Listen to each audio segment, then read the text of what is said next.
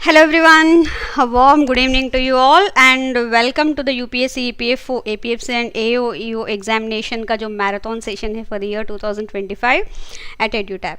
And आज हम लोग इस सेशन में करने वाले हैं Social Security Acts.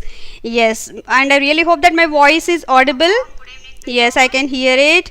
Yes, a warm good evening to you all. Yes, YPT, Pooja, Shiva, Anjali, Gausia Patel, Abhi.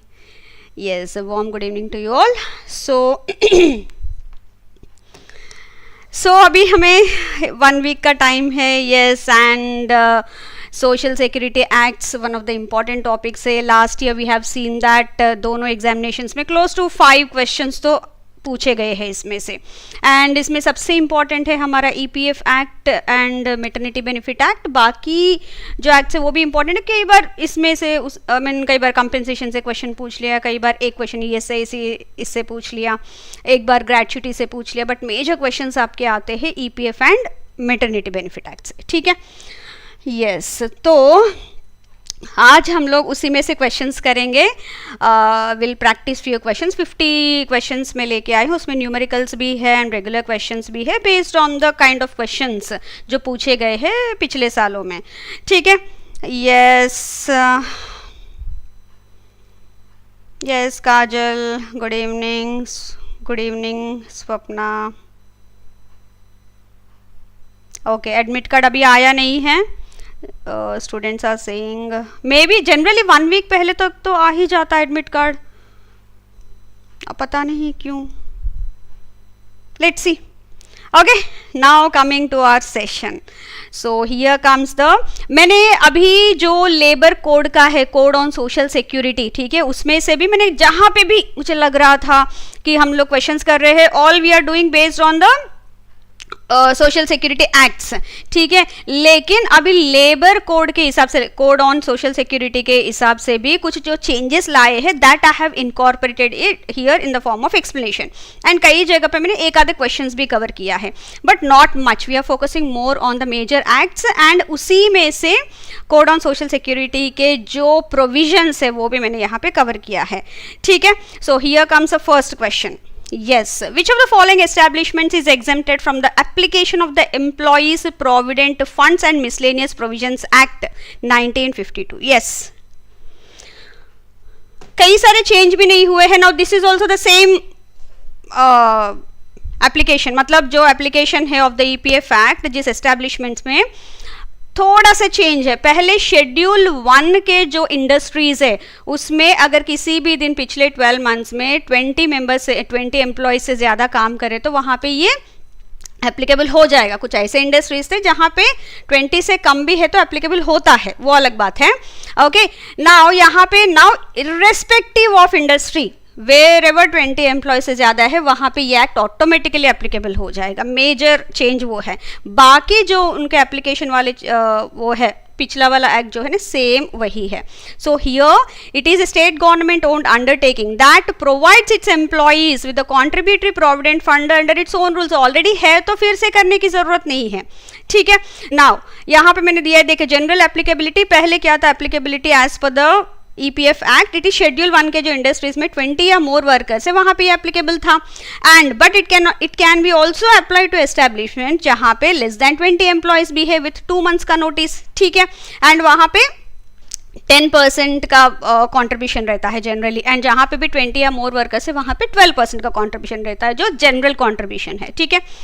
Now continued applicability, एक बार अप्लाई हो गया किसी भी एस्टेब्लिशमेंट में तो अप्लाई रहेगा ही. लेकिन कोऑपरेटिव सोसाइटीज जहां पे लेस देन 50 वर्कर्स है एंड पावर यूसेज नहीं है वहां पे this act doesn't apply. Okay. And जहां पे सिमिलर बेनिफिट्स है वहां पे भी एक्ट अप्लाई नहीं होगा. एंड जहां पे establishments which have created their own PF और पेंशन स्कीम जैसे कि स्टेट गवर्नमेंट के हो गए etcetera, that also there also it will not be applicable. Now based on the code on social security 2020, this act, जो not act I should say, employee provident fund, it applies, it applies to all the establishments where 20 or more employees are working regardless of the type of industry, जो यहाँ पे schedule 1 industry था. ये major difference है. ठीक है, जैसे जैसे हम क्वेश्चंस करते जाएंगे जहाँ पे भी डिफरेंसेस है वो सब मैं हाईलाइट करती जाऊंगी. ठीक है, so here comes the second question. A factory in Gujarat engaged in Schedule 1 industry employs 18 workers. ठीक है, now the central government after giving the required notice extends the applicability of the Employees Provident Funds and Miscellaneous Provisions Act 1952 to establishments with fewer than 20 employees. Now from when will the act apply to this factory? कब से ये applicable होगा?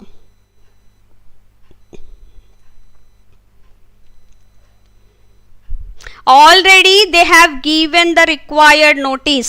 कितना notice? 2 months का notice देना पड़ता है जब भी इस एक्ट को कुछ ऐसे एस्टेब्लिशमेंट में जो पहले इसके दायरे में नहीं थे, अगर उनको ले आए तो definitely they have to give a 2 months notice. तो 2 months नोटिस तो उन्होंने दे दिया है.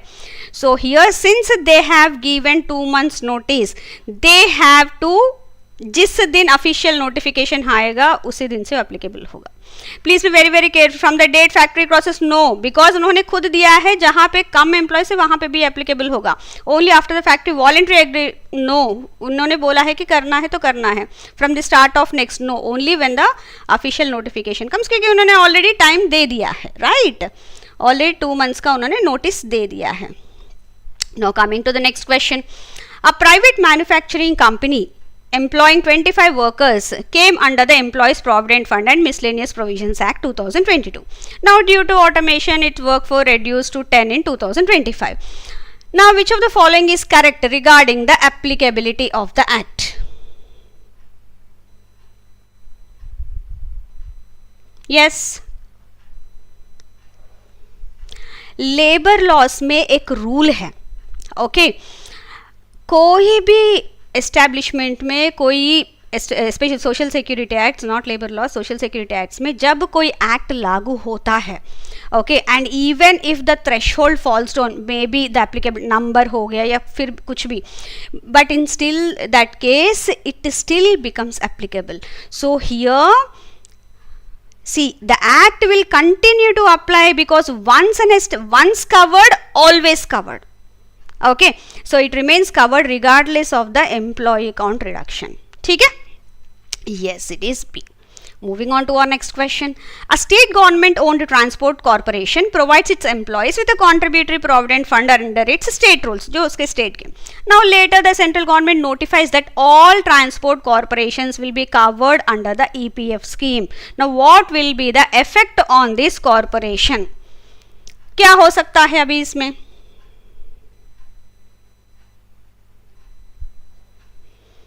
ऑलरेडी उसका एक फंड चल रहा है. नाउ सेंट्रल गवर्नमेंट से नहीं, अभी आपको ईपीएफ स्कीम में जो ट्रांसपोर्ट कॉर्पोरेशन से सभी आएंगे. यस, क्या हो गया? सब लोग शांत हो गए. सी वन थिंग, गलत भी हुआ तो कोई प्रॉब्लम नहीं है, आप आंसर करते रहिए and try to participate in the session, so that जैसे आप डिस्कस करते रहेंगे ना, that will help you in recalling.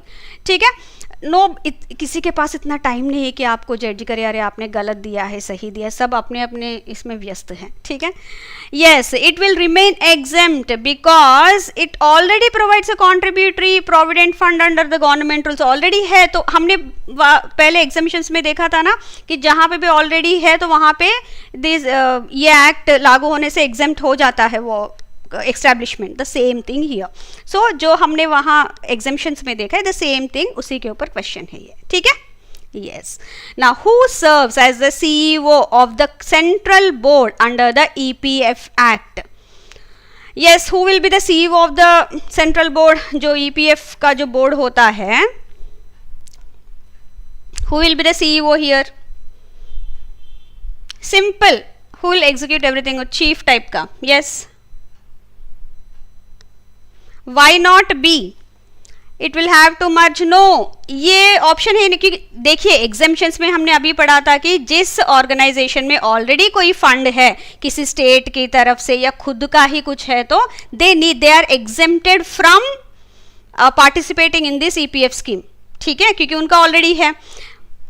Hope it is clear. Based on the same this question has been framed. ठीक है, Yes, here it is CPFC, that is Central Provident Fund Commissioner would be the CEO of the Central Board of EPF. Yes. Now the Central Board plans to appoint an additional CPFC for a permanent position. Permanent position, temporary nahi. Now which of the following is mandatory before such an appointment? Simple APFC, CPFC, अगर deputy भी करना है तो उनको, okay. And अगर आपका ए और EO, ये सब किसके थ्रू होते हैं इनका रिक्रूटमेंट?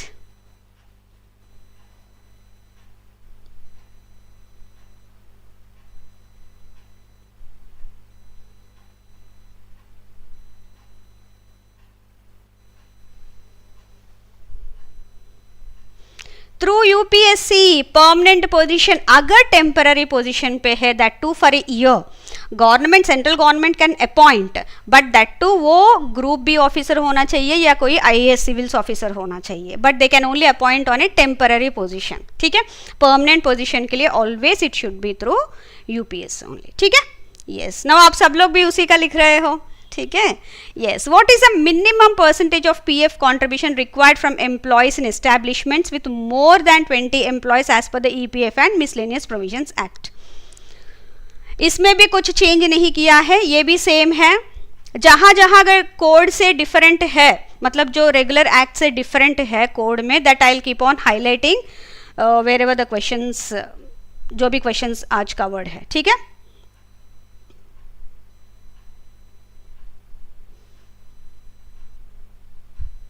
Yes, it is 12%.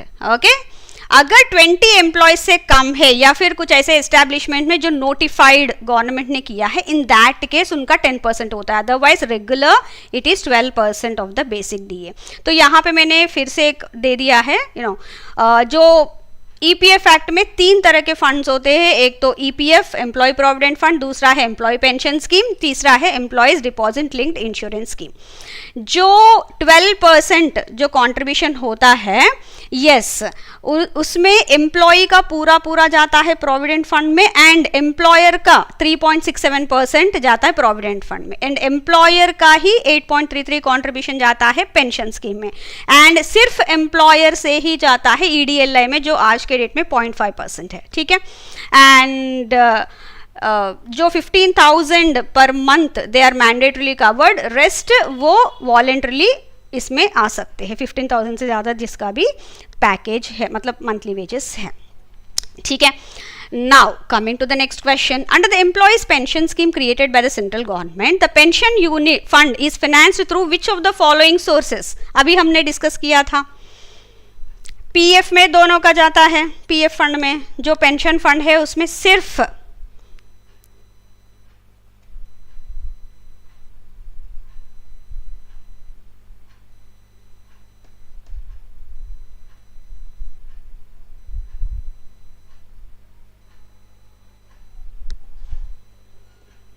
तो उसमें along with the employer's contribution कई सारे और contributions में होते हैं, like payments from the exempted establishments, क्योंकि exempted establishments में भी प्रोविडेंट फंड का ही एग्जेम्पशन होता है।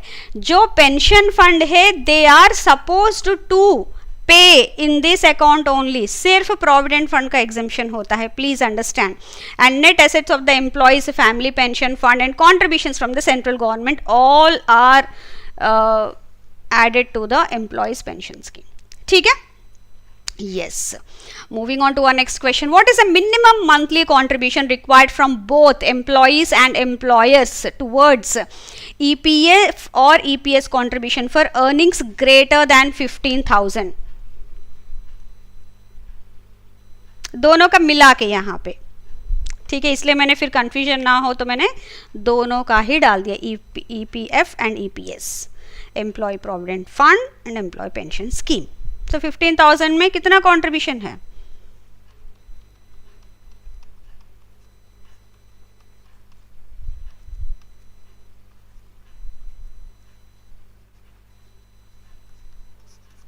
ठीक है, यस, मिनिमम तो इतना जाता है। Now, which entity acts as the appellate authority under the EPF Act? Yes, कुछ कंप्लेंट्स है या फिर कुछ ग्रीवेंस डिस्प्यूट्स है, that all will go to where?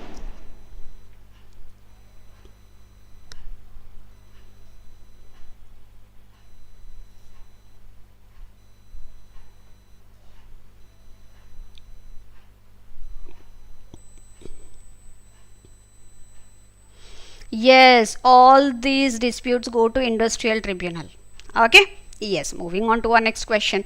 Now, which one of the following is not subsumed under the Code on Social Security 2020? Code on Social Security में total 9 acts subsumed है, ठीक है?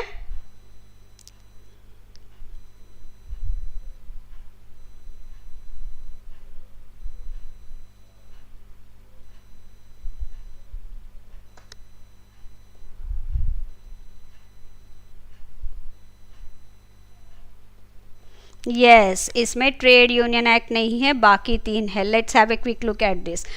Employee Compensation Act 1923, Employee State Insurance Act 1948, Employees Provident Fund and Miscellaneous Provisions Act 1950, to the Employee Exchanges Compulsory Notification Vacancies Act 1959, Maternity Benefit Act 1961, Payment of Gratuity Act 1972.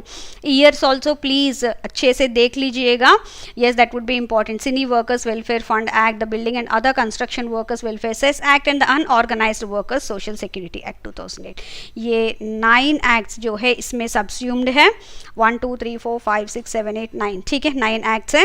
And बहुत कुछ इन्होंने same ही रखा है पुराने वाले acts से, but कुछ ऐसी चीज़ें हैं तो उन्होंने हाईलाइट किया जहाँ पे भी, जैसे वेज वाला डेफिनेशन तो बहुत कन्फ्यूजन क्रिएट करता है, तो उस तरह के उन्होंने थोड़ा सा ध्यान दिया है, ठीक है. बाकी जैसे अनऑर्गेनाइज वर्कर्स के लिए पहले ये पेंशन फंड ये सब नहीं था, ग्रेचुटी नहीं था, वो सब उन्होंने एप्लीकेबल कर लिया. ऐसे कई सारी चीज़ें हैं जो उन्होंने किया है, ठीक है. Yes, a company with 110 employees wants to manage its own PF account. Okay, now all employees agree, but the employer has a clean record with no defaults in the past 3 years. Now what condition must still be met for authorization by the central government?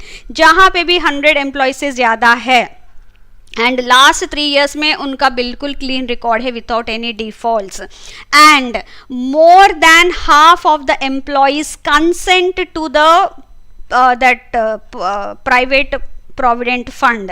In 3 cases में अगर ये 3 conditions fulfil हुए हैं तो then that particular employer, ठीक है, that particular employer and the majority of the employees, मतलब 50% से ज़्यादा होना चाहिए, must request the authorization and the rules of the scheme must be followed. इसमें क्या है, PF का अमाउंट जो है वो खुद अपने ट्रस्ट में डाल सकते हैं, एंड पेंशन EPS का जो परसेंटेज है that they have to deposit with the EPS scheme only, ठीक है. Yes, here it is C, correct answer.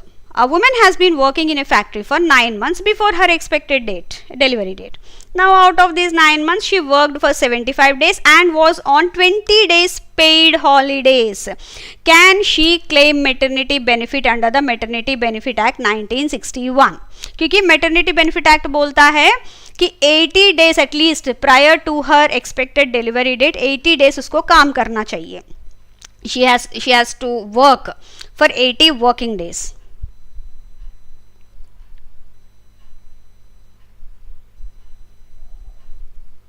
Yes.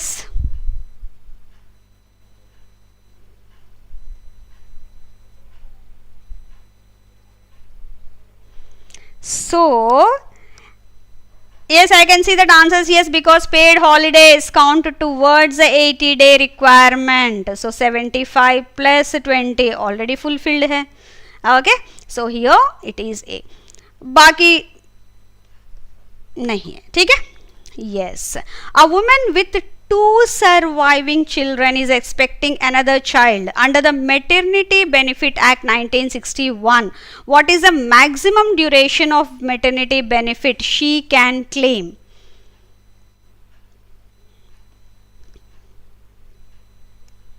Yes.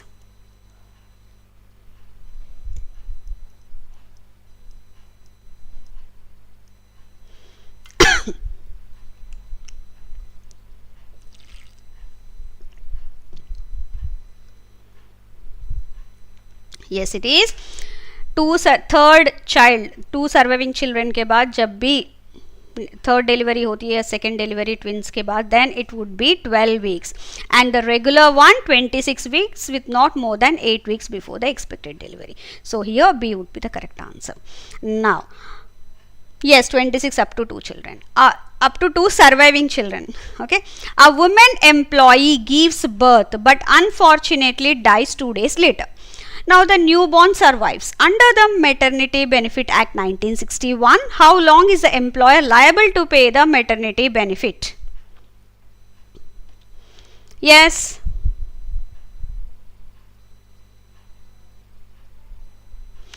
Maternity Benefit Act में कुछ clauses है.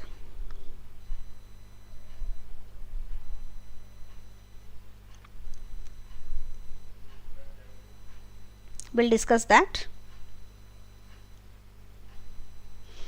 Yes, here for the entire period of maternity benefit entitlement since the child survives, जिसमें child survived है, जितना भी उनका maternity benefit का time होता है वहाँ तक उनको मिलना पड़ेगा. ठीक है, that they have to provide. So यहाँ पे the right to payment of maternity benefit. Standard maternity benefit 26 weeks first 2 children. अगर 2 or more children third है तो फिर 12 weeks का मिलेगा. In case of mother's death, up to the day of mother's death, okay मतलब child हुआ ही नहीं, in that case mother dies during और after delivery, then entire period regardless of the mother's death during or after delivery. Child dies after delivery up to the day of the child death, तब तक ही मिलेगा. And अगर वो adaptive या commissioning mother से मतलब surrogacy के through वो ले रहे हैं, then 12 weeks from that date the child is handed over. ये आपके सारे क्लॉजेस है when it comes to the right to payment of benefit, maternity benefit. ठीक है, ये जरूर आपको याद रखना पड़ेगा. ठीक है. Yes, coming to the next question. A woman employee availed 26 weeks of maternity leave for childbirth under section 6. Sections का इतना आपको ध्यान रखने याद रखने की जरूरत नहीं, but yes, provisions are very important. After rejoining, she suffers from complications directly arising out of delivery and submits medical proof. For how long can she further claim leave with wages at the maternity benefit rate under section 6(10) of the Maternity Benefit Act? आपको मैं वहां पे sections भी हटा दूं ना तो यहाँ पे क्वेश्चन में कुछ वो नहीं आएगा चेंज मीनिंग में. ठीक है. अच्छा, किसी ने क्वेश्चन पूछा है, yes will be covering today 50 MCQs only for social security acts. ठीक है. यस, सोशल सिक्योरिटी एक्ट्स अलग है, सोशल सिक्योरिटी स्कीम्स अलग है. ये सोशल सिक्योरिटी एक्ट्स का सेशन है. ठीक है. यस, हियर मैक्सिमम 1 मंथ तक वो ले सकती है बियॉन्ड द 26 वीक्स. एक बार मैटरनिटी लीव खत्म होने के बाद अगर कुछ कॉम्प्लिकेशंस हुआ है, इन दैट केस 1 मंथ का उनको मिलता है. Now a woman adopts a 2 month old child. What is her entitlement to leave as per the maternity benefit act? Yes, and ये 3 month चाइल्ड तक ही एप्लीकेबल है. ठीक है. अभी हमने डिस्कस किया था, if you have been attentive, भी थोड़ी देर पहले ही मैंने टेबल दिखा के दिया. Right to yes 12 weeks from the date of hand over, adoption and commissioning, that is surrogacy. Surrogacy से भी मदर बनते हैं, तो सरोगसी में भी जब बच्चा हैंड ओवर होता है उस दिन से 12 वीक्स तक दे कैन मैटरनिटी बेनिफिट में लीव ले सकते हैं. ठीक है. यस, ये हो गया हमारा C entitle to 12 weeks of maternity benefit. Yes, 1 second. Okay. Yes, बाकी सब तो हमने पहले ही. And this is child below 3 months of age, ये भी याद रखिएगा. Now which ILO convention primarily deals with the protection of maternity rights for women workers? In fact, India ने ये convention, we are not signatory to this convention. Even before this, ये 2000 में आया था. इवन बिफोर दिस हमारा maternity benefit वाला चल रहा था. ठीक है. बट स्टिल जब मैं कुछ कन्वेंशंस देख रही थी उसमें मुझे ये हाईलाइटेड दिया गया था, so I thought incorporate into this. Otherwise labour जब इंडस्ट्रियल रिलेशंस में इंटरनेशनल इंडस्ट्रियल रिलेशंस जब करते हैं ना, उसमें ILO के कन्वेंशंस का हम लोग एक्सक्लूसिवली करते हैं टॉपिक एक, उसमें भी कवर्ड रहता है ये. Okay, here it is convention number 183 as you can see here. 100 is for equal remuneration, 183 maternity protection, 111 for discrimination employment and occupation, 87 freedom of association and protection of the rights to organize. ठीक है, यहाँ पे we are talking about, we will discuss this in a detailed manner when we do that. उसमें भी questions मैंने cover किया है. Will have that session also very soon. An establishment employs 60 workers. A woman employee with 9-month-old child requests permission to visit the creche during working hours.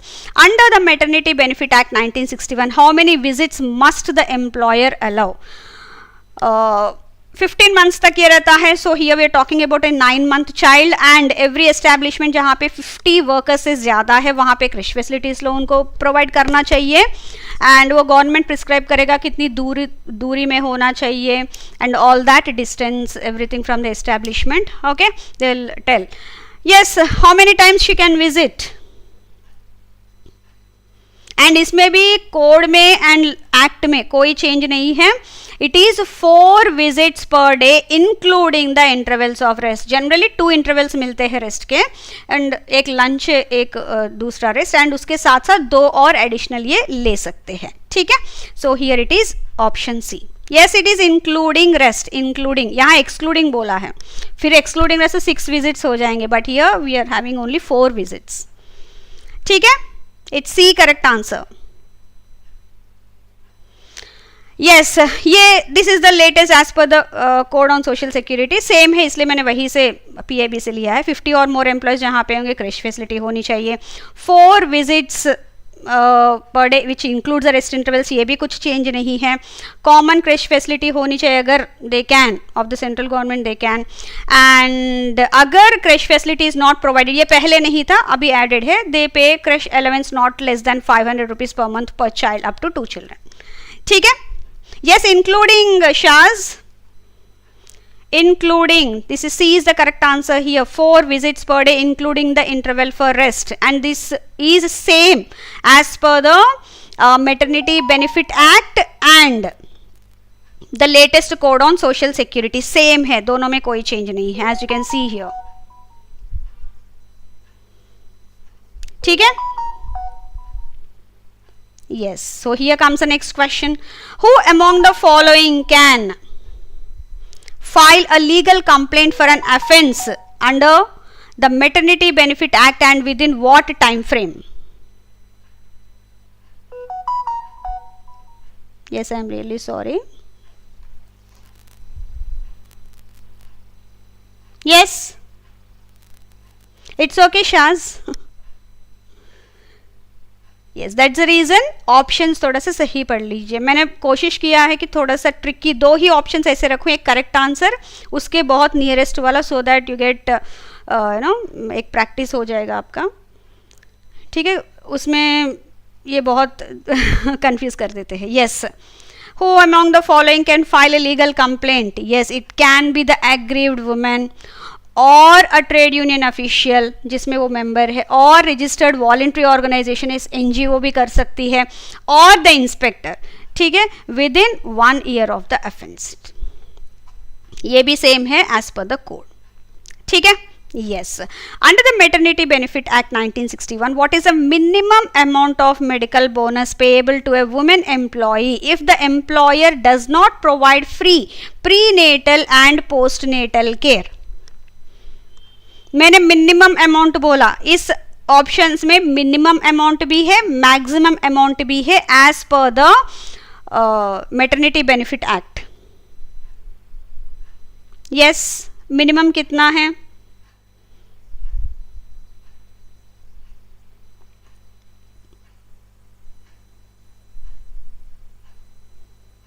Someone is saying 20,000 is the maximum. इतना तक जा सकता है. Otherwise minimum it is 1000.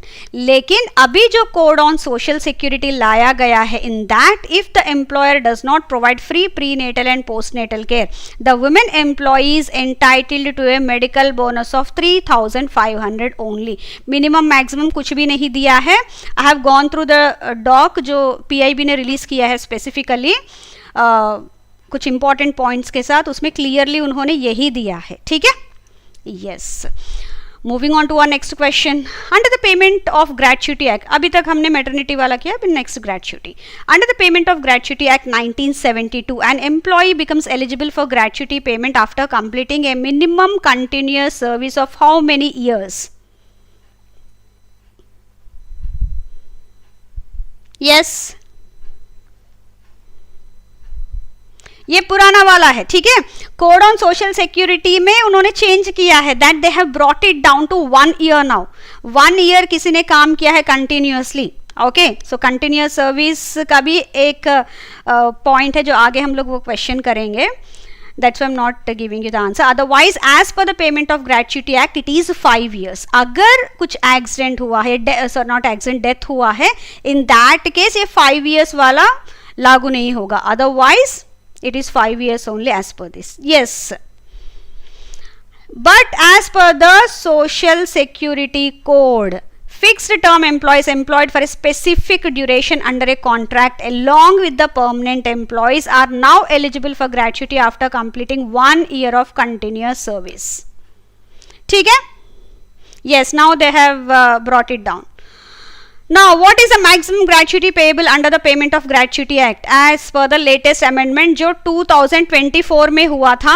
And अभी recently इसमें 2 तरह के उन्होंने किया है कि प्राइवेट एम्प्लॉयज़ के लिए अलग, सेंट्रल गवर्नमेंट के एम्प्लॉयज़ के लिए अलग. So it was all over the news, कई बार न्यूज़ में था. ओके, यस, कई बार जब न्यूज़ में होता है तो they might ask you questions on that. Siddharth Gambhir, जैसे देखिए they will definitely ask you based on so and so act और based on so and so code, उसी तरह से क्वेश्चन पूछा जाएगा. क्योंकि अभी तक देखिए हार्डली 7-8 डेज ही हुआ है, मतलब 21st को ही इन्होंने ये किया है एप्लीकेबल जो कोड्स हैं. सो अब इतनी जल्दी तो क्वेश्चंस बनने पहले, मतलब एक्ट से ही बने होंगे क्वेश्चन. सो बेसिकली आपको उसी पे फोकस करना पड़ेगा. ओके, यस, ये 20 lakhs का है मैक्सिमम, बट अभी recently yes for central government employees it is 25 lakhs they have made, but recently 2000 I think 24-25 का ही है. Okay, see please, normally it is 20 lakhs but exclusively for central government employees. मैं ये भी लिख देती हूँ so that yes, now under the Payment of Gratuity Act, an employee is deemed to be in continuous service of 1 year if they have worked for at least how many days in a 12-month period in an establishment which is operating 6 or more days a week. देखिए, greater than 6 days a week, ठीक है, and less than 6 days a week, दोनों का अलग अलग है.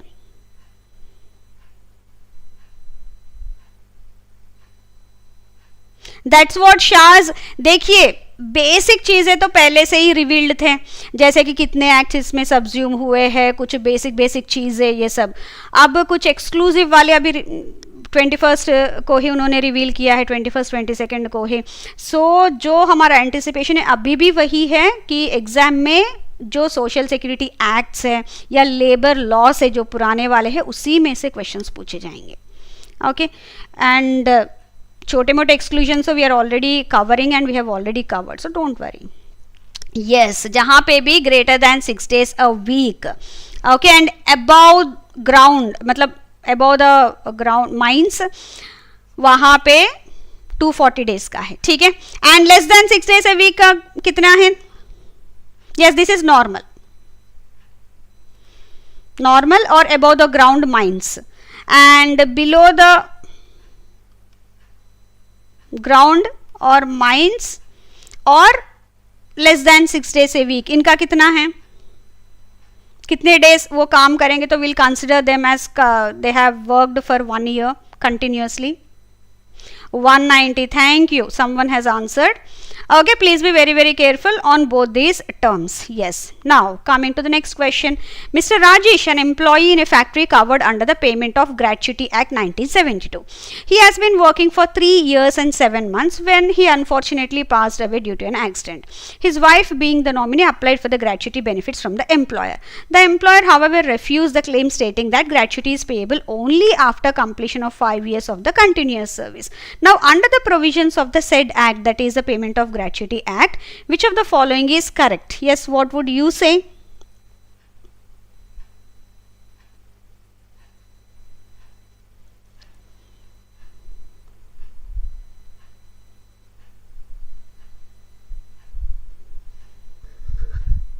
Yes, I am really sorry, थोड़ा सा लैग हो रहा है जो मैं देख पा रही हूँ, बट नेट का स्पीड अच्छा है. आई डोंट नो हाउ, बस थोड़ा सा patience.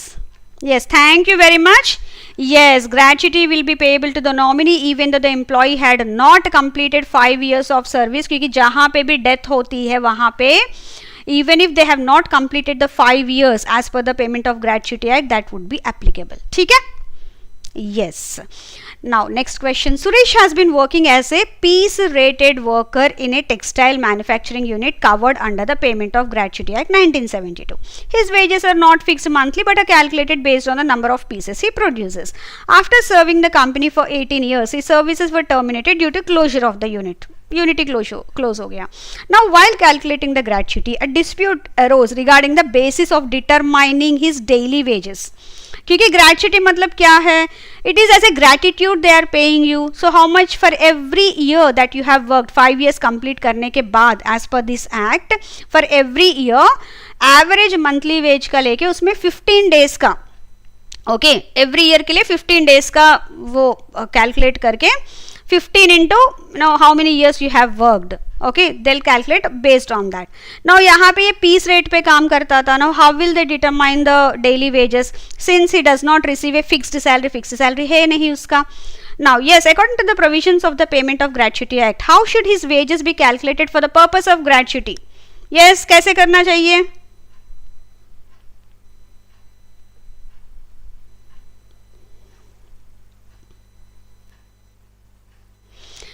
Yes, before termination always जहाँ पे भी ऐसे वेजेस एवरेज का लेना हो, सो मंथली वाला, सो लास्ट 3 months का जो भी एवरेज होगा before termination excluding over time, वो हटा के रेगुलर टाइम का उसका एवरेज निकालते हैं. ठीक है? Yes, then that would be taken into consideration for gratuity calculation. आगे आएगा और an employee drawing a monthly salary of 26,000 resigns after 20 years of service. Now what is the gratuity payable here? Yes, कितना होगा इसका gratuity?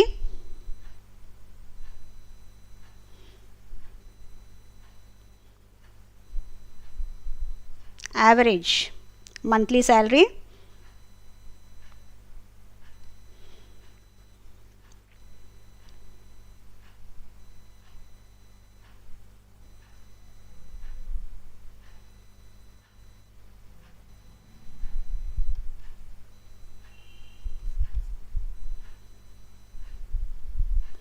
Y 26? Because हम लोग rest days इसमें से हटा देते हैं. सो हियर 26,000 बाई 26, ये हमारा एवरेज पर डे वाला वेज मिल जाएगा. 15 days का मैंने बोला per year, so into 15 number of years 20. Okay,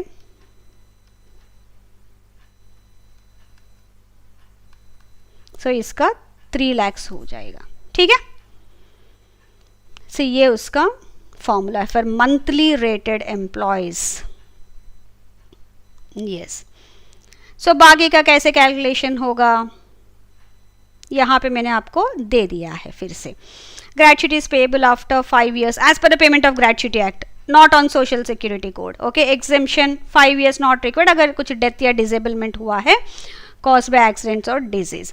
gratuity कितना? 15 days वेजेस. अगर वही पीस रेट है तो लास्ट 3 months का एवरेज निकालना पड़ेगा. सीजनल एम्प्लॉयज है अगर, उनके लिए 7 days वेजेस पर season. Okay, for monthly employees, gratuity would be monthly salary divided by 26 into 15 into number of completed years. Maximum 20 lakhs. Everything we have covered in the form of questions.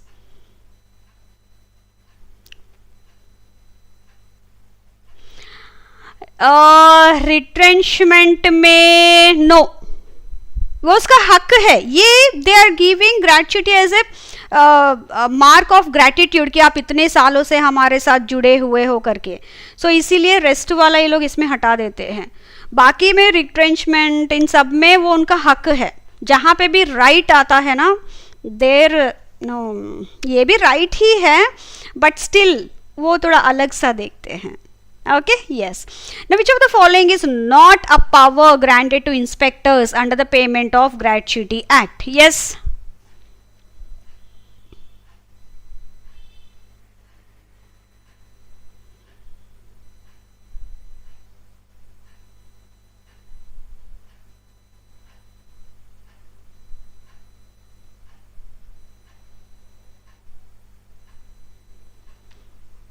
Yes, it is C. बाकी सब उसके है. He can enter and inspect any establishment to examine the relevant records. Requires employees to furnish necessary information. अगर उन्होंने मांगा है तो they have to give. They can search and seize the documents also if he feels, if he suspects कि कोई offense हुआ है वहाँ पे. Okay, and premises पे कोई भी हो, they can directly go and talk to them क्योंकि वो he'll take it as they are employees of that organization only. ठीक है, but he can't impose penalties directly on the employer for non-compliance.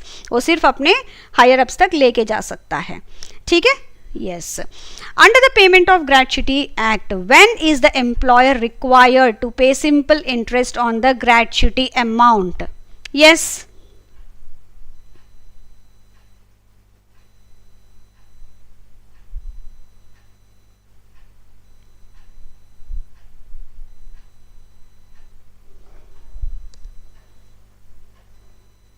Yes, penalties cannot be charged directly.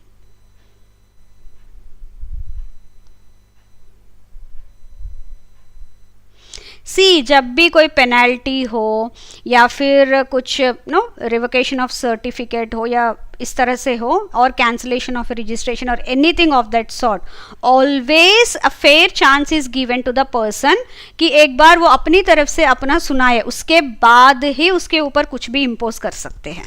ठीक है, ये हमारा law ही कहता है that you have to give them a fair chance to explain themselves. Before that you can't impose anything or you can't cancel their license or you can't cancel the registration, anything.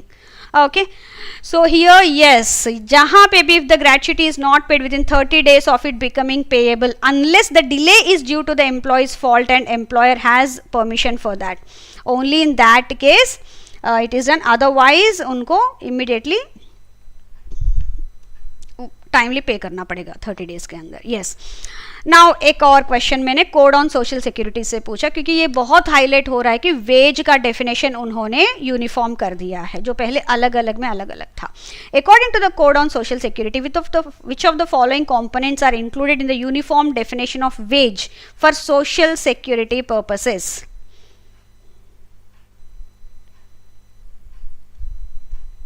देखिए एक और चीज, you know, दो अभी recently ही launch हुए हैं codes etcetera, वो अलग बात है, लेकिन कई दिनों से उसके जो codes they were already they have been floated around, मतलब रिलीज किया है सेंट्रल गवर्नमेंट से. तो जो मेजर चेंजेस है वो लेकिन ज़रूर देख लीजिएगा. ठीक है. Now when we talk about the wages here, okay, here basic pay plus DA plus retaining allowance तो है ही, बट एक और क्लॉज उन्होंने डाला है उसमें that other allowances like bonus, HRA, conveyance would be included only if they exceed 50% of the total remuneration. अगर ये मिला के अदर अलाउंसेस, ये जो इन्होंने हाईलाइट किया है, ये मिला के if they exceed 50% of the total remuneration then they will also be added to the wages. Otherwise wages means basic pay plus DA plus retaining allowance. ठीक है. Yes, moving on to our next question. Which of the following correctly describes total disablement under the Employees Compensation Act? Yes, Employee Compensation Act के तहत what does total disablement exactly define?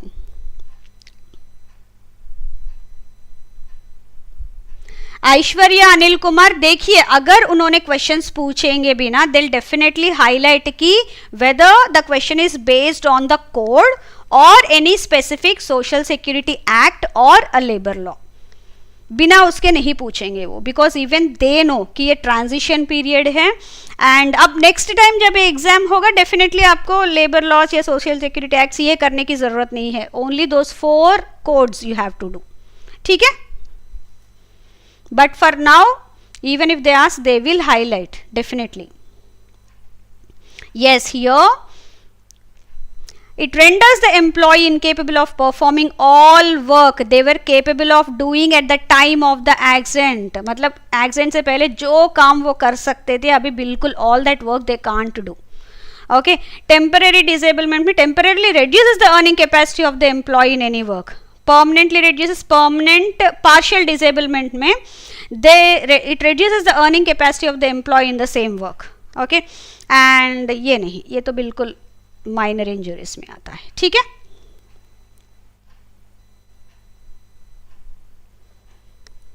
Yes, now comes the next question. Ravi, a factory worker, got injured after willfully removing a machine's safety guard despite repeated instructions from the supervisor. Now the injury kept him away from work for 10 days. जब भी 3 days से ज़्यादा वो नहीं काम पे आ सकते हैं किसी इंजरी की वजह से, they are eligible under the Compensation Act. Under the Employee Compensation Act, is the employer liable to pay the compensation to Ravi?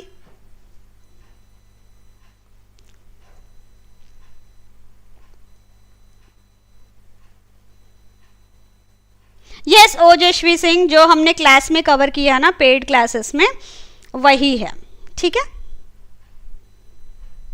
And also we have covered the codes also, you need not worry, हमने codes भी class में cover कर लिया है।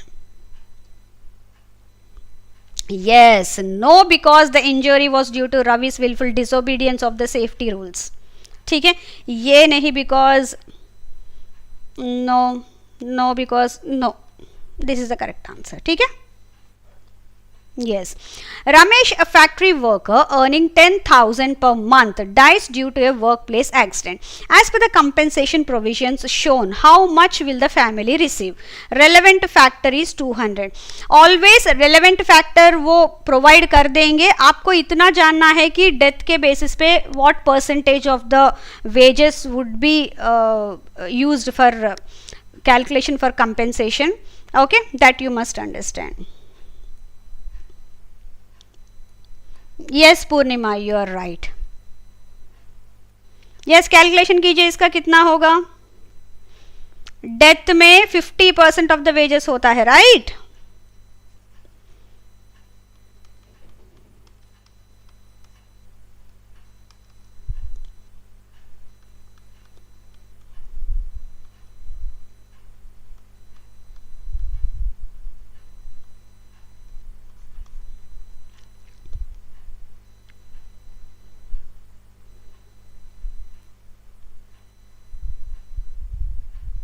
Oh, sorry.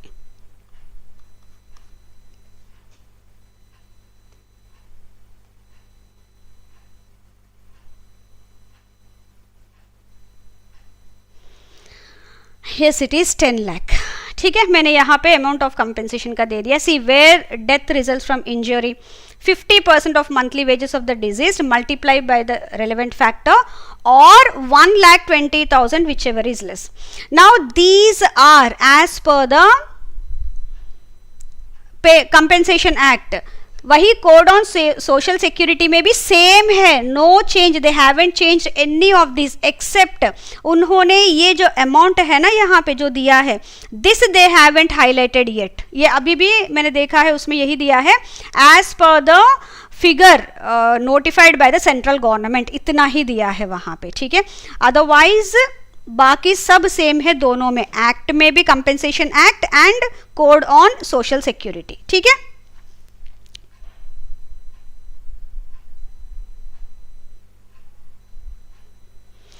ठीक है, अगर permanent total disablement हुआ है तो वहां पे 60% ऑफ द मंथली वेजेस होंगे। वही परमानेंट पार्शियल डिसेबलमेंट हुआ है वो परसेंटेज अलग अलग डिसेबलमेंट के लिए अलग अलग परसेंटेज होगा। अगर इसमें क्वेश्चन आएगा देन दे विल हाईलाइट कि कितना परसेंटेज है and from that you have to calculate. Okay, वही temporary disablement resulting from the injury, उसमें 15 डेज में एक बार पेमेंट करना पड़ेगा, हाफ सैलरी ही होगी, 50% ही। Okay, but here half monthly payment equivalent to 25% of the monthly wages. So 15 days में एक बार 25% ऑफ द मंथली वेजेस देना पड़ेगा एवरी 15 डेज टिल रिकवरी और 5 years which ever is earlier. ये भी दोनों में ही सेम है, ठीक है। Yes, when the compensation under the Employees Compensation Act has to be paid,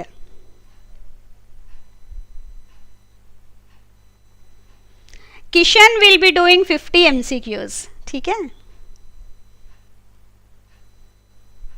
आप लोग जैसे जैसे अब क्वेश्चंस अभी हम लोग कर रहे हैं, यू कैन चेक, मतलब आप अपने आप से कितने क्वेश्चंस आपने सही किए हैं आप देख सकते हो उसमें, देन एनालाइज योरसेल्फ कि कहाँ पे गलती हो रही है और क्यों गलती हो रही है, ठीक है। उसके हिसाब से थोड़ा सा रिवाइज कर लेंगे तो हो गया। अभी भी we have good amount of time, don't worry,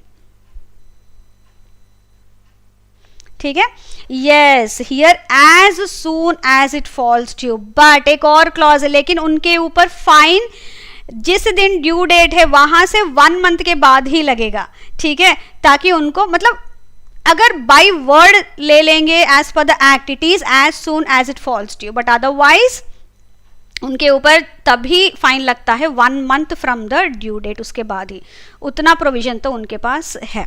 okay, yes, now occupational diseases in part A of schedule 3 of the compensation act, उसमें क्या क्या कवर होते हैं?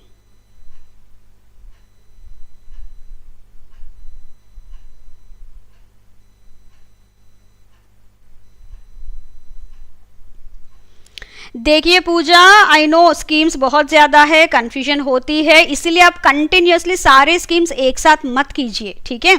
आप कुछ स्कीम्स कीजिए, ओके, उसके बाद कुछ और सब्जेक्ट पढ़ लीजिए, थोड़ा सा आपका ब्रेन को भी रिफ्रेशर मिल जाएगा, उसके बाद फिर स्कीम्स कर लीजिए, उससे भी थोड़ा आपका रिकॉल वैल्यू बढ़ेगा। एक साथ कभी भी सारे स्कीम्स मत कीजिए, उसमें बहुत कन्फ्यूजन हो जाती है फिर, ठीक है। मेजर वही है, उसके बाद रिवीजन, क्योंकि देखिए जहाँ पे भी लॉजिक नहीं, बस मेजरली फैक्ट्स एंड फिगर्स आपको याद करना है, तो वहाँ तो रिवीजन तो मस्ट है हमारे लिए। तो अब रिवीजन भी करना है तो थोड़ा सा हमें स्ट्रैटेजिकली करना पड़ेगा, जैसे मैंने अभी बताया है, that will help you a lot. Yes, part A of schedule 3 में it presumed automatically arising from the employment. Now यहाँ पे मैंने एक लिंक दिया है, ठीक है, इस लिंक में this is the link to code on social security के सिक्योरिटी में जो कंपेंसेशन एक्ट के रेलेवेंट जो ऑक्यूपेशनल डिजीजेस है उसका ये है। जब आपको पीडीएफ मिलेगा आप इस पर क्लिक करेंगे तो आपको वहाँ पे दिख जाएगा, एक बार देख सकते हो if you want to see, ठीक है।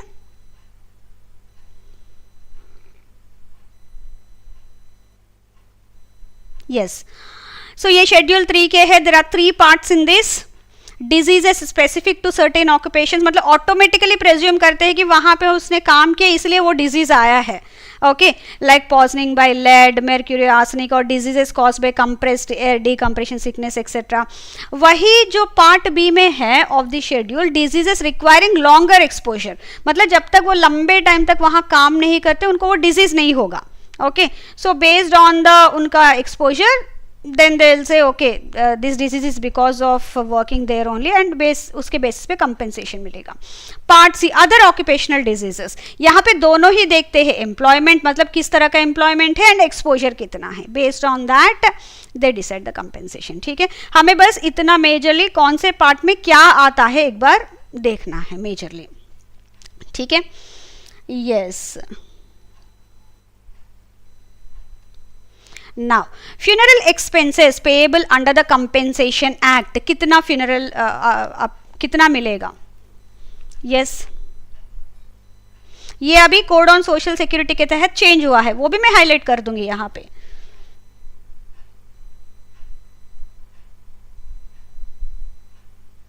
आई कैन अंडरस्टैंड काजल, जो नॉन लॉ के स्टूडेंट्स हैं उनके लिए थोड़ा सा टफ लगता है, but you know this all can be overcome. एक तो अच्छे से, एक तो पहली बार अच्छे से एक बार फोकस करके पढ़िए एंड द रिवीजन, वही एक आपको हेल्प कर सकता है, ठीक है। यस, ये 5000 है। Now code on social security के तहत कितना है? इट इज 15,000 और मोर। अगर किसी केस में उन्होंने ज्यादा देने के लिए बोला है अथॉरिटीज ने, then otherwise it is 15,000 and that too they have to deposit with the competent authority for the funeral of the deceased employee, ठीक है। yes, oh sorry, now what is the amount of compensation that is to be paid to an employee who is totally and permanently disabled, okay, as a result from injury under the provisions of the Employees Compensation Act? Hint है monthly wage drawn 22,500 and relevant factor 159.8 and इसमें पहले मैं भी एक जगह पे confuse हुई थी बिकॉज बेयर एक्ट में कुछ भी मेंशन नहीं है कि थ्रेशोल्ड कितना है, कौन से अमाउंट पे हमें कंपेंसेशन कैलकुलेट करना है। बट 2021 में, यस 21 में उन्होंने एक गेजेट निकाला था, ठीक है। उसमें यस दे हैव गिवन कि जब भी कंपेंसेशन, क्योंकि बहुत हाई वेजेस वाले भी इसमें वो एप्लीकेबल होते हैं, थ्रेशोल्ड जो भी आप कंपेंसेशन कैलकुलेट करोगे मैक्सिमम थ्रेशोल्ड है इसका 15,000। सो अगर यहाँ पे ये बंदा 22,500 कमा रहा है but still when we calculate the compensation based on the formula that I have shared with you, वो 15,000 के बेसिस पे ही होगा। होप इट इज क्लियर, ठीक है। Now based on this do the calculation, not on 22,500। सो यहाँ पे क्या है, परमानेंटली डिसेबल्ड मतलब 60%, सो 60/100 इंटू 15,000 इंटू हमारा रेलेवेंट फैक्टर क्या है 159.8। 22,500 नहीं, 15,000। ये 2021 में गेजेट निकाला था गवर्नमेंट ने, उसमें स्पेसिफिकली मेंशन किया है कि कंपेंसेशन जब कैलकुलेशन होगा उसमें 15,000 ही यूज कर सकते हैं, ठीक है। मैं एक काम करती हूँ, ये क्लास होने के बाद वो गेजेट आप लोगों के साथ कमेंट्स में मैं डाल देती हूँ, इसी सेशन के कमेंट्स में डाल दूंगी, आप उसको जरूर देख लीजिएगा, ठीक है। इससे पहले हमने 10,000 का किया था क्वेश्चन, उसका वेज ही 10,000 है, तो वहां पे ये क्लॉज मुझे डिस्कस करने की जरूरत ही नहीं पड़ी। नाउ यहाँ पे हमारा 22,500 है सैलरी, सो यहाँ पे हम लोग 15,000 के बेसिस पे करेंगे, नॉट 13,500, इट इज 15,000, ठीक है। A would be the correct answer, 14,38,200। Okay, please be very very careful. I will share the gazette also with you all, comment section में मैं डाल दूंगी बाद में क्लास होने के बाद, ओके। यस, जहां पे भी 15,000 से ज्यादा सैलरी है वहां पे आपको 15,000 ही थ्रेशोल्ड हमें कैलकुलेट करना है कंपेंसेशन के लिए, ठीक है। This is the one which we have already covered. Now moving on to our next question. A worker earning ₹18,000 per month dies in an accident, ये डेथ हुआ है यहाँ पे। Now calculate the compensation under the provisions of the employees compensation act. Here the relevant factor is 153.09। This generally is based on the उसका age कितना है, अगर वो जिंदा रहता या फिर उसका डिसेबलमेंट नहीं होता तो कितना कमा पाता, based on all that they come up with this relevant factor, ठीक है। इसलिए वो खुद ही दे देंगे, बहुत सारे रेलेवेंट फैक्टर्स है।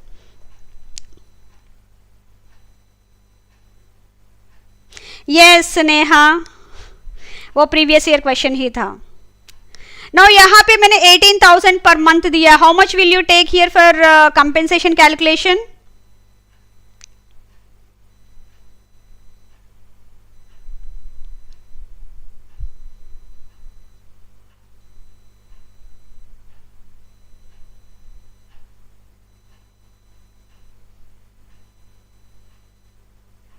यस, 15,000, ठीक है।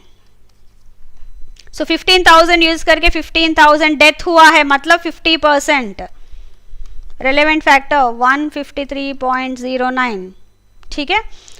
आपका हो जाएगा ये आंसर आएगा 11,48,175, ठीक है। Yes, Now, as per the Compensation Act 1923, total disablement refers to a condition where I'm really sorry, this is a repeated question, बस थोड़ा सा अलग तरीके से पूछा गया, otherwise this has been already covered. I'm really sorry. फिर भी अगर आप आंसर करना चाहते हो तो we'll try.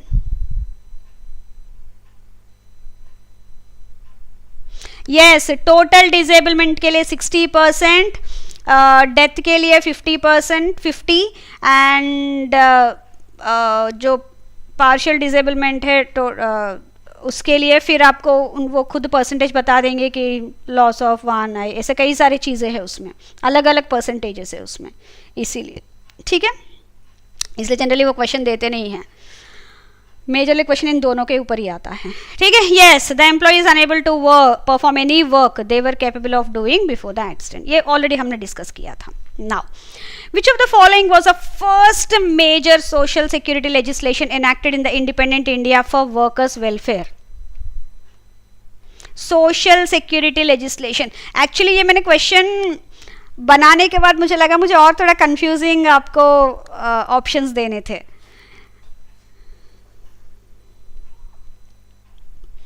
Question number 38. Yes Dayal, आप प्लीज थोड़ी देर रुक जाइए, अभी हमारे 10 क्वेश्चंस और हो जाएंगे तो then I look into queries only. Hope it is okay, क्योंकि बाकी बच्चे कंटिन्यूस कवर कर रहे हैं ना. So in the end will have question answer session. ठीक है, उसमें डिस्कस कर लेंगे हम.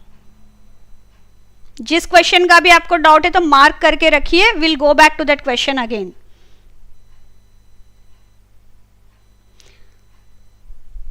Yes, so here it is, Employee State Insurance Act.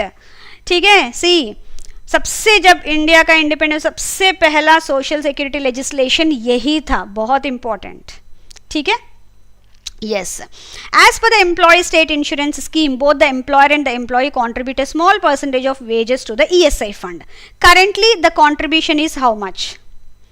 इसमें भी कुछ ज़्यादा चेंजेस नहीं है. जो उन्होंने हाईलाइट किया था, have gone through that.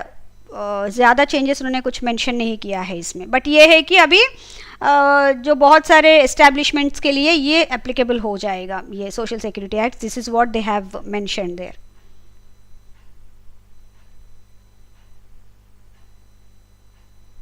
Yes, वही तो मैंने ऑप्शंस में ना बाद में मेरा दिमाग में आया था, अदरवाइज मैं चारों के चारों सोशल सिक्योरिटी एक्ट से दे देती. वो मैं किसी और कोई और क्वेश्चन बना रही थी, उसी में फिर ये इनकॉर्पोरेट करने की वजह से मेरे दिमाग से निकल गया. वो क्लास शुरू होने से पहले जब मैं रिव्यू कर रही थी तब देखा था, but I didn't get time to change. इतना टाइम नहीं मिला था. Yes, it is 3.25% from the employer and 0.7% from the employee. ठीक है. Now, next question. A textile factory employs 50 workers, all earning less than 18,000 per month. The employer deducts employees' contributions from the wages but fails to deposit the same with ESI, that is Employee State Insurance Corporation, for 6 months. Now, during this time, one worker meets with a workplace accident and becomes temporarily disabled for 20 days. उसको तो compensation मिलना चाहिए.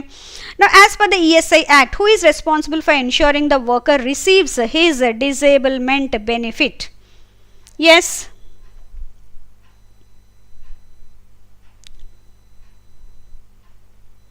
Arjun, no, हम लोग अभी कोई labour code का marathon नहीं करेंगे. लेबर लॉस का ही मैराथन है हमारा. वेडनेसडे के दिन है हमारा वो मैराथन. एंड उसी में जहाँ पे भी मोस्ट इम्पॉर्टेंट लेबर, मतलब लेबर कोड्स में जो मोस्ट इम्पॉर्टेंट इन्होंने चेंज किया है कुछ प्रोविजंस, वो मैं इनकॉर्पोरेट कर दूँ. जैसे आज मैंने किया है, मैंने हर जगह पे मैं हाईलाइट कर रही हूँ आपको कि ये यहाँ पे चेंज हुआ है, ये यहाँ पे चेंज हुआ है को लेबर कोड के हिसाब से. The same thing will do on that day as well. ठीक है. Yes, it is a responsibility of the corporation. The corporation must pay the benefits first and recover the dues from the employer. ठीक है. वो उसके लिए employ को वो wait नहीं करवा सकते क्योंकि उसने ऑलरेडी अपने सैलरी से दे दिया है अपना परसेंटेज. ठीक है. A woman employee covered under ESI is pregnant and entitled to maternity benefit. Now, before the childbirth, she falls ill and applies for sickness benefit simultaneously. As per the ESI Act, which of the following applies?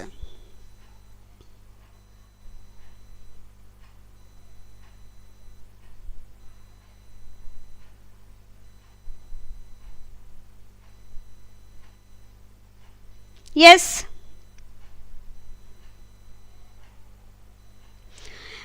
जिस किसी को भी कुछ doubts है तो question number mark कीजिए, last में questions होने के बाद मैं फिर जिसको जो भी डाउट्स है विल लुक इनटू एक क्वेश्चन आंसर सेशन होगा जो हम लोग डिस्कस करेंगे एंड उसमें I will revisit that question, so don't worry अगर कुछ डाउट है तो। यस वो रिकवरी ऑफिसर ही करेगा ईएसआईसी में, लेकिन प्रोसेस वही होगा, पहले ईएसआईसी दे देगा उसको जो भी बेनिफिट है, देन दे विल रिकवर, वो अलग बात है। Process we are not going into the process here, ठीक है। Yes, so here she has to choose one as both cannot be claimed simultaneously. Okay, कोई एक ही मिलता है। Yes, a contractor supplies 30 workers to a large factory for packaging activities. One such worker meets with an accident during the work and requires ESIC benefits. However, the contractor has not deposited any ESI contributions for these workers. Now, who is liable to ensure payment of contributions in this case?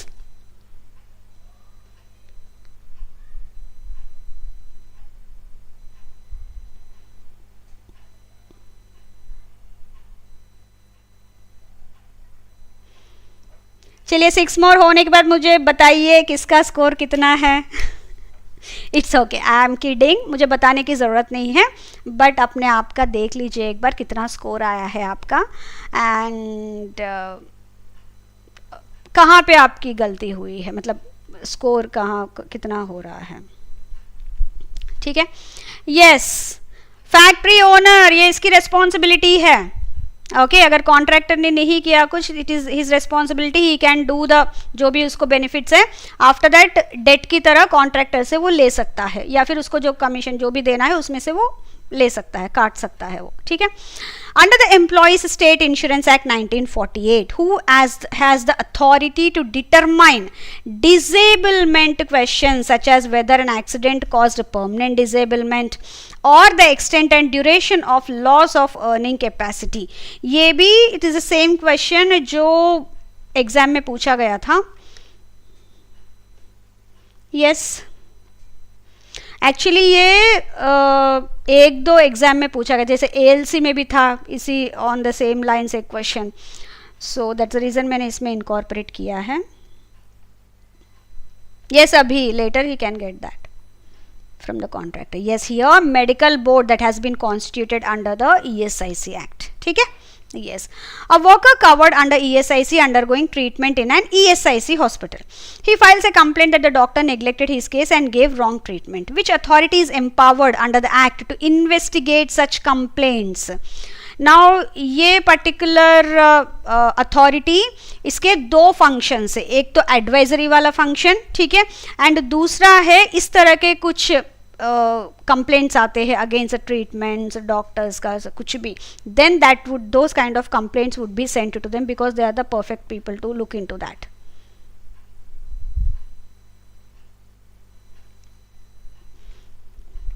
Yes it is medical benefit council, वो देखता है, ठीक है। Yes, a factory is located on the border of two states. Now an employee disputes his entitlement to benefits and files a case in the employees insurance court of state A. ठीक है, later the court feels the case can be better dealt with by the employees insurance court in state B. What should happen as per the act? Now what does the act say?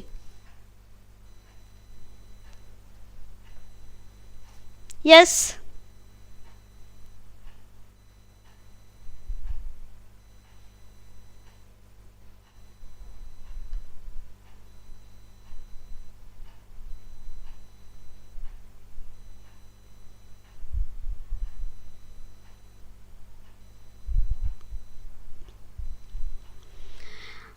The court can transfer the case to state B with state government consent. ठीक है, क्योंकि जो employ insurance courts होते हैं ना that are constituted by the state government, इसलिए उनसे consent लेके वो ट्रांसफर कर सकता है, फर्स्ट पॉइंट। सेकेंड थिंग, जब भी ऐसा कोई केस ट्रांसफर होता है दूसरे स्टेट में, फिर वहां से स्टार्टिंग से उनको फ्रेश, जैसे कि फ्रेश केस है उसी तरह से उनको स्टार्ट करना पड़ेगा। ऐसा नहीं है कि यहाँ पे उन्होंने कुछ एविडेंसेस चेक किया तो वहाँ से कुछ डॉक्यूमेंटेशन मंगाना फिर वहाँ से स्टार्ट करना, नो, फ्रेश स्टार्ट होगा, ठीक है। It is see here. Now, who is responsible for constituting the Employees Insurance Code under the ESI Act 1948? अभी मैंने जस्ट डिस्कस किया है. द सेम क्वेश्चन यहाँ पे पूछा गया है.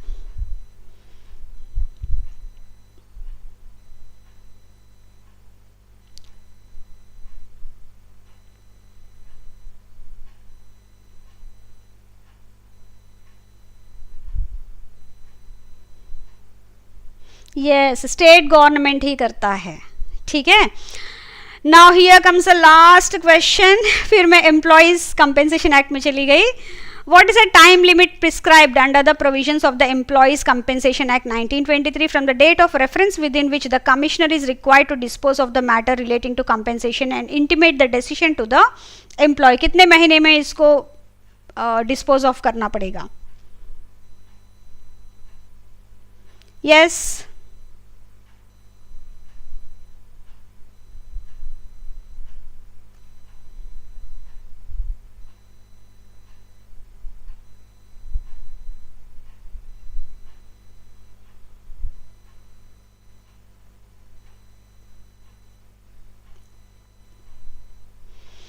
थ्री मंथ्स में उनको डिस्पोज ऑफ करना पड़ेगा जब भी उनके पास केस आता है. ठीक है.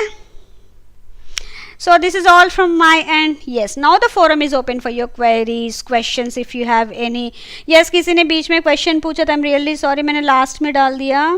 Someone has asked. यस, आप प्लीज क्वेश्चन रिपीट करेंगे whatever that queries and questions that you have.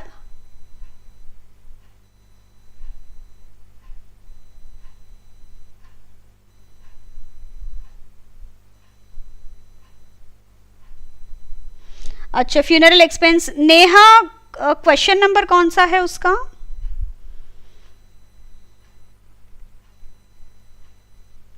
ये वाला. देखिए, कंपेंसेशन एक्ट के तहत ओके अगर फ्यूनरल एक्सपेंसेस है तो पहले ये 5,000 मिलते थे, लेकिन अभी as per the code on social security वो 15,000 या फिर मोर भी हो सकता है.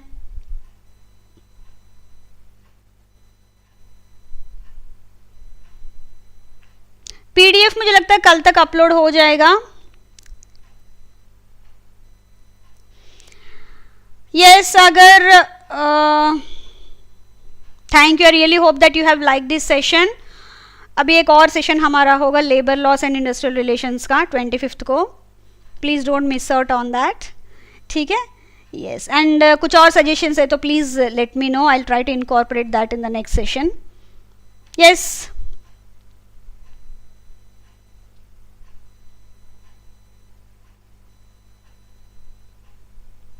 नेहा आपका क्लियर है? नेहा ने ही पूछा था ना ये क्वेश्चन.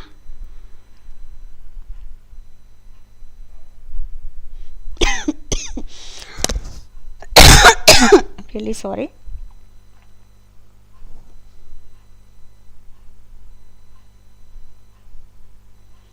या नेहल कोठारी.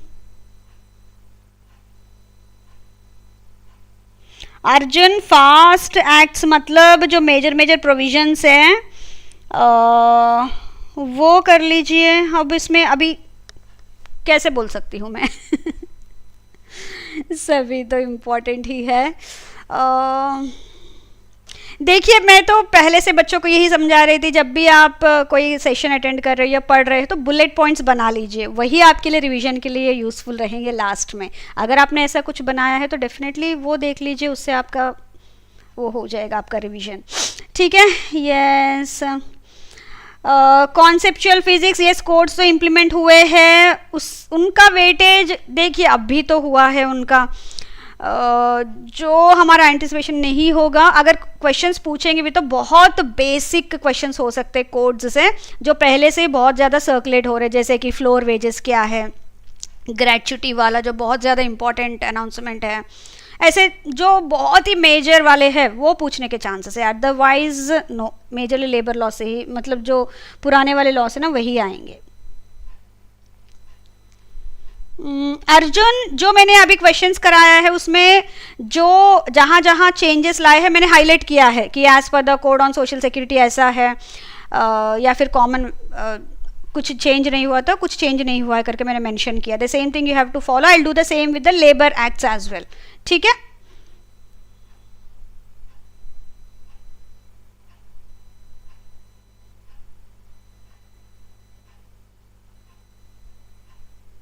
हाउ टू, अच्छा ये हो गया क्वेश्चन कोड, ये भी हो गया है.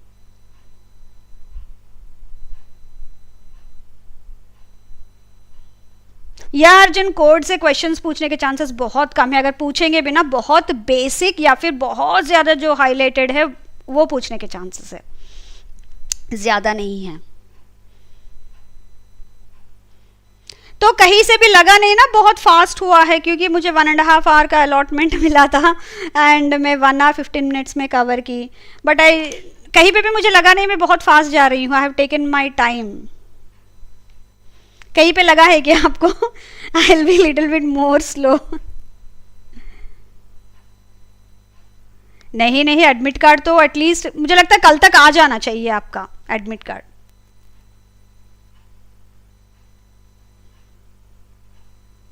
Yes, any comments, any suggestions, any feedback, whatever that you want to say.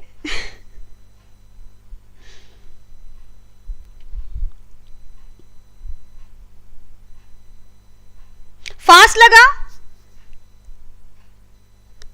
Question number 33 किसी ने पूछा है.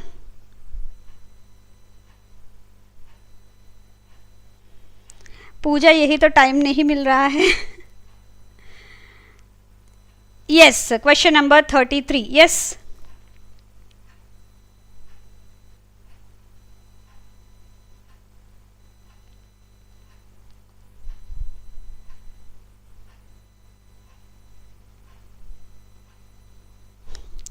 मेरे तो विशेस हमेशा आपके साथ है. Wishes, blessings, what ever, everything is always with you.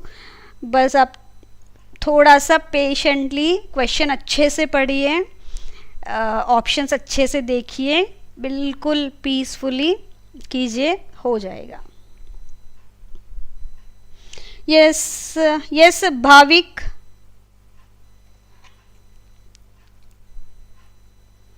Question 33 मैंने ओपन किया. यस,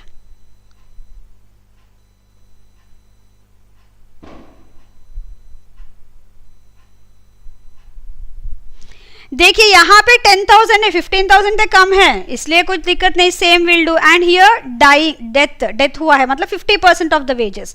सो 10,000 जो सैलरी है into 50% of the wages into relevant factor जो उन्होंने दिया है 200 यहाँ पे. सो यहाँ पे हमारा 10 lakhs का आ गया है.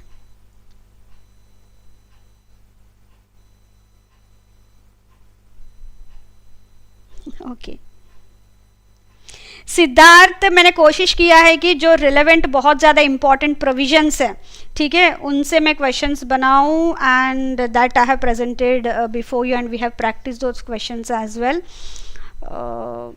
यही इतना ही सफिशिएंट होगा. इसके अलावा और भी प्रोविजंस है, तो प्लीज़ आप जो इम्पॉर्टेंट प्रोविजंस हमने हाईलाइट किया है as part of the classes sessions, आप उन सबको देख लीजिए. उसी में से मैंने ये निकाला है, मतलब ये बहुत ही क्रिस्प वाला है. अभिषेक, मैं टीम से बोल दूंगी कि साइंस वाला कुछ पीडीएफ नहीं मिल रहा है. I will ask them to look into that. Okay,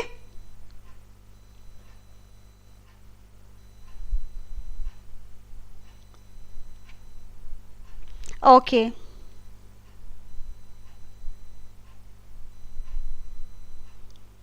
या conceptual physics as I said, जैसे आज का होगा सेशन वैसे ही होगा वो भी.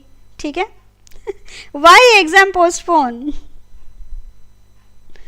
46 question number. Okay, let's see.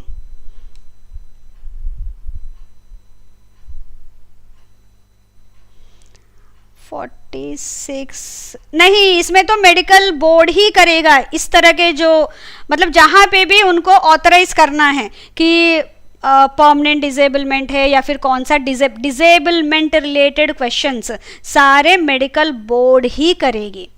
ठीक है, कुछ एडवाइजरी वाले हैं या फिर कुछ डॉक्टर्स रिलेटेड या ट्रीटमेंट रिलेटेड कुछ क्वेश्चन है, कुछ कंप्लेंट्स है, that will go to medical benefit council. ठीक है,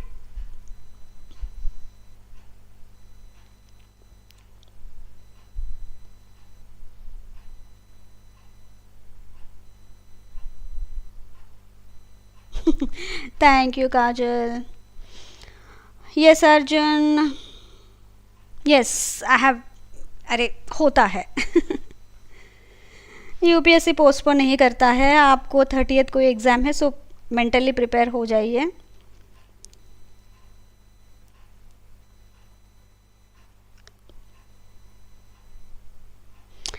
thank you very much for being so patiently यहाँ तक आप किए, thank you thank you thank you, and you have been great audience, बहुत अच्छा लगा आप लोगों को पढ़ा के, मैं भी एंजॉय किया, I have really enjoyed thoroughly my entire sessions right from start. कहीं पे भी लगा ही नहीं कि कहीं पे पढ़ा रही हूँ या फिर कुछ सेशन ले रहे, बहुत अच्छा लगा। एंड यस 25th को हम मिलेंगे, फिर 25th नहीं 26th को Wednesday. See you all on Wednesday. And इस सेशन के का भी अगर कुछ क्वेश्चन है आपके या फिर सोशल सिक्योरिटी एक्ट के तहत कुछ क्वेश्चन आपको डाउट्स है, you can always reach out to me, and मैं वो गेजेट जो मैंने प्रॉमिस किया है दैट आई अटैच, जो इसके कमेंट्स वाले सेक्शन है ना उसमें मैं डाल दूंगी related to this compensation act, आप देख लीजिएगा। ठीक है, thank you very much, I wish you all all the best for your preparation. अच्छे से करते रहिए प्लीज़, बिल्कुल पैनिक मत होइए, बहुत ही अच्छा चल रहा है आपका प्रिपरेशन, बहुत ही अच्छा हुआ है, सो डोंट वरी।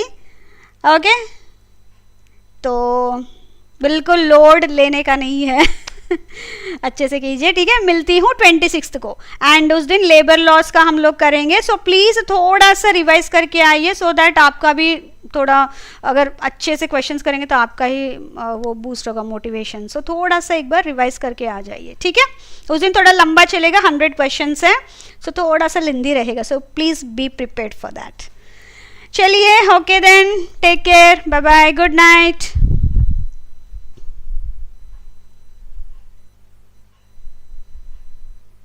अच्छा, 10th question travelling, 1 second.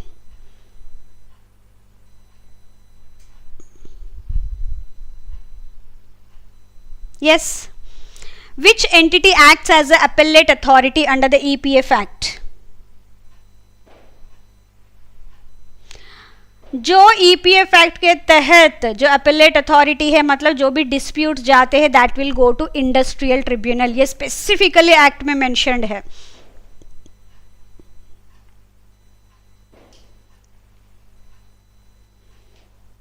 Okay, travelling soldier,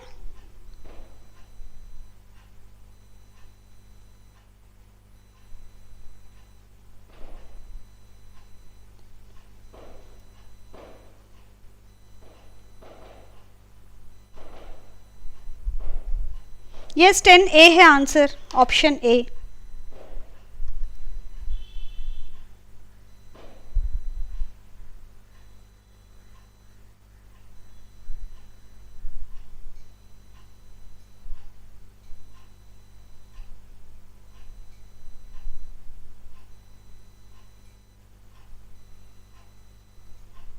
okay, travelling soldier, आपने ही पूछा था ना 10th क्वेश्चन।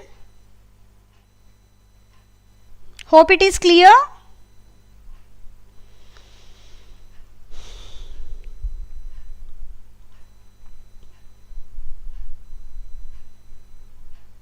ओके, लगता है वो चले गए हैं, इट्स ओके वीडियो में है तो ही माइट लुक इनटू दैट। ठीक है, thank you very much, please take very good care of yourself. Weather बहुत चेंज हो रहा है, अपना ध्यान रखिए, वह तभी ठंड लगता है तभी गर्मी लग रही है, से बहुत डेंजर है। ठीक है, अपना अच्छे से ख्याल रखिए, take care, bye bye, good night.